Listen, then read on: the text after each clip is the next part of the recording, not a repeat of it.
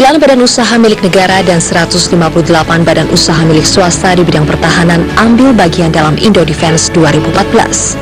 Mereka membaur dengan peserta lainnya dari 50 negara dalam pameran alutsista berskala internasional ini.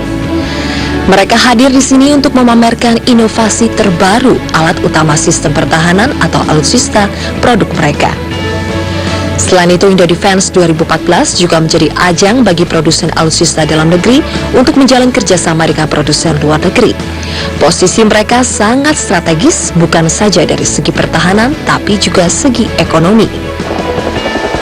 Dari segi pertahanan, Indonesia memang tengah memodernisasi alutsista melalui pemenuhan Minimum Essential Force atau MEF. Untuk memenuhi Minimum Essential Force itu, dilaksanakan 3 tahapan rencana strategis atau Renstra, yaitu Renstra 1 pada tahun 2009-2014, Renstra 2, 2015-2019, dan Renstra 3, 2020 hingga 2024.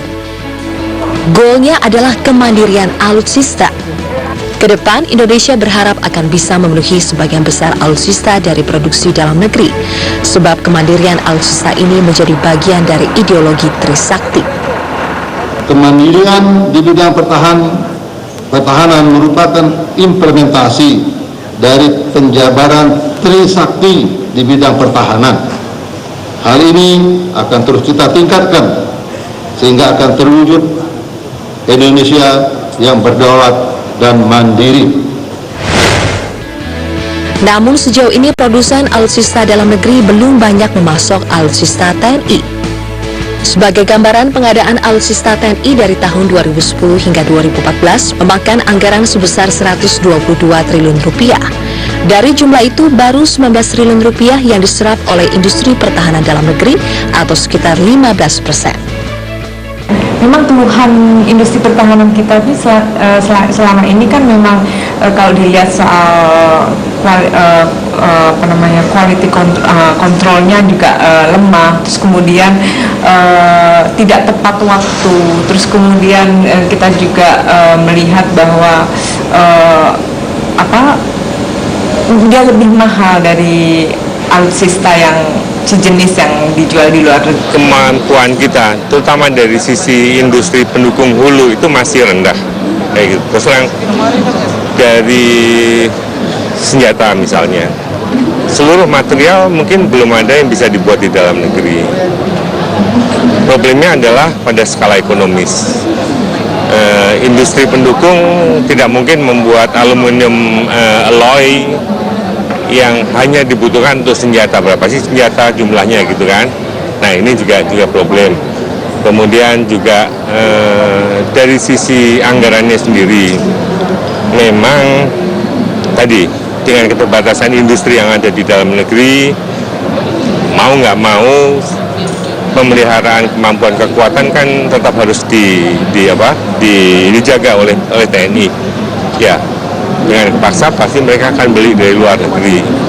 Nah, pada tahapan-tahapan ini sedikit krusial. Di satu sisi industri butuh keperpihakan, gitu kan ya. Tapi juga di pihak lain TNI tidak mau juga alat yang coba-coba kan. Nah, ini yang perlu kita lakukan sosialisasi bahwa kita kerjasama untuk meyakinkan bahwa kualitasnya sudah benar. Ada sejumlah masalah yang membuat produsen dalam negeri tidak cukup banyak menyuplai kebutuhan TNI. Selain manfaat di sektor pertahanan, industri alutsista dalam negeri memiliki manfaat ekonomi yang besar. Pangsa pasar global sangat besar, meski persaingan juga sangat ketat. Selain itu, industri sektor ini juga akan menyerap banyak tenaga kerja.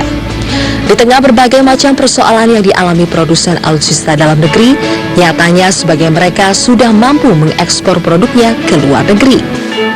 Kalau kita bicara soal produk industri pertahanan itu sendiri, kita tahu bahwa banyak negara-negara tetangga juga seperti Malaysia, Singapura, Filipina juga menggunakan produk-produk kita juga gitu.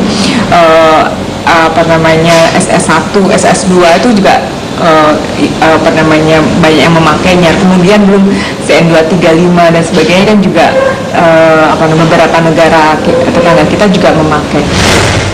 Di antara alutsista yang diekspor itu adalah pesawat CN-235 jenis Maritime Patrol Aircraft produksi PT Dirgantara Indonesia menjadi salah satu alutsista yang diminati negara lain. Pada 2011-2012 lalu, PT DI memenuhi permintaan Korea Selatan yang memesan 4 pesawat ini melalui kontrak yang ditandatangani pada 2008 dengan nilai total 94,5 juta US dollar. Pesawat yang merupakan modifikasi dari CN-235 ini cocok untuk melakukan patroli perairan dan bisa difungsikan untuk angkutan personil. PT DI juga mengekspor pesawat CN-235 jenis pesawat angkut militer VIP ke Senegal, Afrika. Panzer Anoa buatan PT Pindad menjadi salah satu alutsista yang paling laris dijual. Selain dipesan TNI, Panzer Anoa juga diminati negara asing, antara lain dipesan oleh Kerajaan Oman dan Malaysia. Panzer bermesin Renault ini memang sudah teruji di negara-negara gurun seperti Lebanon saat digunakan oleh pasukan perdamaian PBB. Kualitasnya sesuai dengan standar NATO pada level 3 atau level yang tingkat ketahanannya terhadap serangan sudah lebih baik dari level 2 yang diproduksi di Tiongkok dan India. Selain Panzer Anoa, sejumlah senjata buatan Pindad juga banyak dipesan oleh negara luar. PT Pindad mampu memproduksi berbagai jenis senjata, jenis senapan serbu SS1V1, SS2V2, SS1V3, SS1V5, senapan sniper SPR1, pistol P1 dan P2, dan revolver R1, V1, R1, V2. Senapan serbu SS2 merupakan produk langganan negara-negara Afrika seperti Zimbabwe, Mozambik, dan Nigeria. Selain itu, Thailand dan Singapura juga kerap memesan senjata ini. Industri strategis ini bisa untuk kepentingan defense, tapi juga untuk kepentingan ekonomi yang lain. Seperti contohnya dari pihak militer membutuhkan kapal, tapi kita juga membutuhkan kapal untuk hal yang lain. Sehingga ini menurut saya ke depan yang harus kita perhatikan, sehingga industri-industri ini dapat mencapai ekonomi soft scale yang baik, sehingga produksinya akan lebih terjangkau, ekonomis, tapi juga berkualitas tinggi. Peluang pasar alutsista global sangat besar. Data dari SIPRI Military Expenditure Database menunjukkan total belanja militer tahun 2013 mencapai 1,747 miliar dolar. Dari jumlah itu, 5 negara besar menguasai penjualan di tingkat global dengan proporsi lebih dari 70%.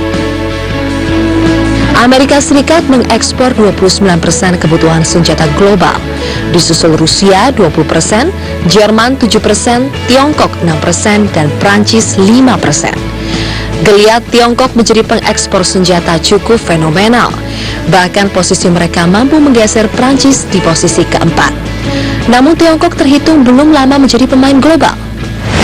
Industri alutsista Indonesia memiliki peluang menjadi pemain global sekaligus pemasok dalam negeri. Jika itu terjadi, industri alutsista bukan saja akan bermanfaat dalam bidang pertahanan, tapi juga ekonomi. Ya, pemirsa, itu dia tadi